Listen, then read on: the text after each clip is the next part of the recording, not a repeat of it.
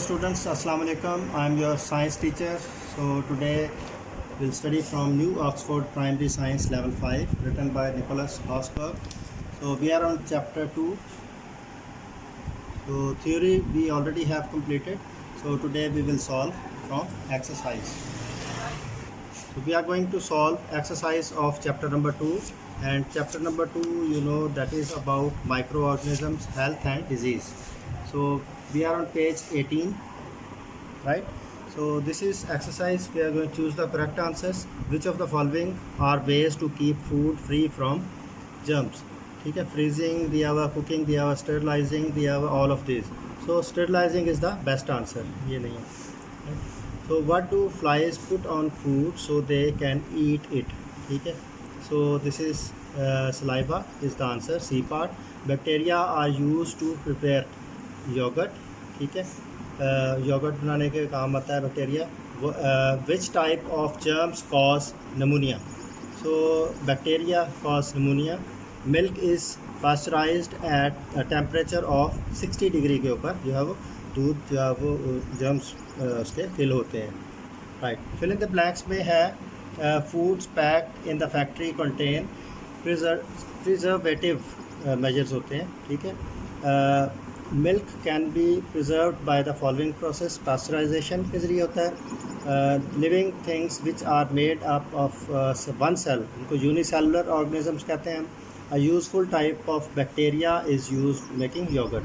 Mushroom is an example of edible fungi. Right. Question number 3 इसमें true false बताने हैं आपने. Right. So infections cannot be caused by small worms. True. Germs are killed by pasteurization. False. Germs are killed by pasteurization. ठीक है, pasteurisation process के ज़रिए जो है वो जर्म्स किल होते हैं. दूध को जब गर्म करते हैं 60 डिग्री के ऊपर, वो पास्चराइजेशन का प्रोसेस होता है. I think this is true. So influenza is caused by virus. True. All kinds of bacteria are harmful. Right. Not true.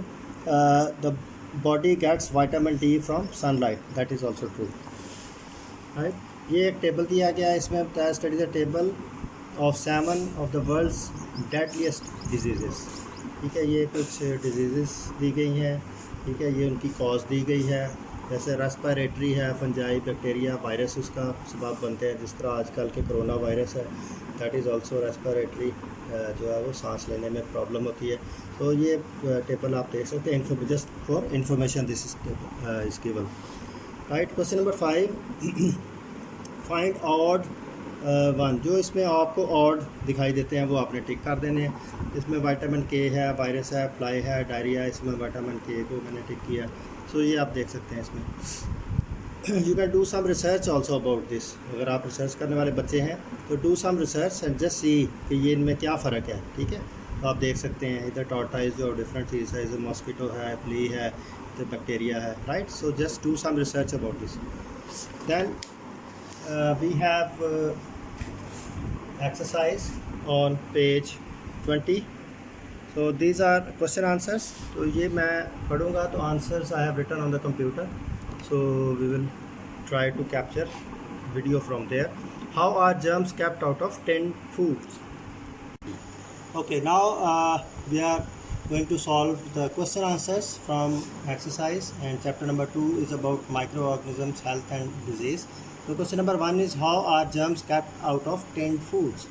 ठीक है, जो पैक्ड टिन फूड पैकिंग में होते हैं उनमें जर्म्स किस तरह के निकाले जाते हैं, किस तरह से जर्म से पाक किया जाता है.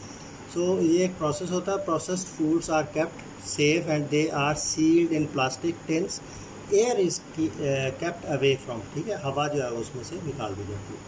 Right. Question number 2 is what is pasteurization. Pasteurization में प्रोसेस में ये होता है कि दूध को जो 60 डिग्री सेंटीग्रेड पे गर्म किया जाता है. जब दूध 60 डिग्री पे पहुंचता है तो उसमें से जर्म्स जो है वो किल होना शुरू हो जाते हैं. This process is called pasteurization process. Right. Then question number 3 is what are the main kinds of microorganisms. Microorganisms की मेन काइंड्स क्या हैं? वायरसेस हैं, बैक्टीरिया है, फंजाई है, प्रोटोजोआ है. Right. So question number 4 is in what ways diseases spread from person to person. एक इंसान से एक दूसरे से किस तरह से डिजीज़ जो है वो फैलती है. ये कम्युनिकेबल जो और इन्फेक्टियस डिजीज़ होती हैं spread from person to person, they are caused by micro organisms entering the body. जब जो छोटे जानदार हैं जो कि नुकसानदेह होते हैं और वो जब हमारी बॉडी में एंटर हो जाते हैं तो वो डिजीज़ फैलती हैं person to person. So question number 5 is how can we stop diseases from spreading. ये है वेंटिलेट करें अपने घर को अच्छी तरीके से, फ्रेश जो है वो एयर ताकि उसके अंदर आए, ठीक है। Keep water and food well covered, ठीक है। खुराक को साफ़ सुथरा और पानी साफ़ सुथरा पानी पिए। स्नीज़ इनटू हैंडकरचीफ, ठीक है। अपना रुमाल इस्तेमाल करें, टिशू पेपर इस्तेमाल करें या आप मास्क का इस्तेमाल करें, ठीक है। टिशू और कुक ऑफ योर एल्बो, अपनी एल्बो का इस्तेमाल करें स्नीज़ करते हुए। If you are sick do not share your personal things, ठीक है। अगर आप बीमार हैं तो दूसरों के साथ अपनी पर्सनल जो है बच्चे ख़ास तौर पे शेयर ना करें, अपना हैंडकरचीफ, अपना टॉवल लाइक, ठीक है।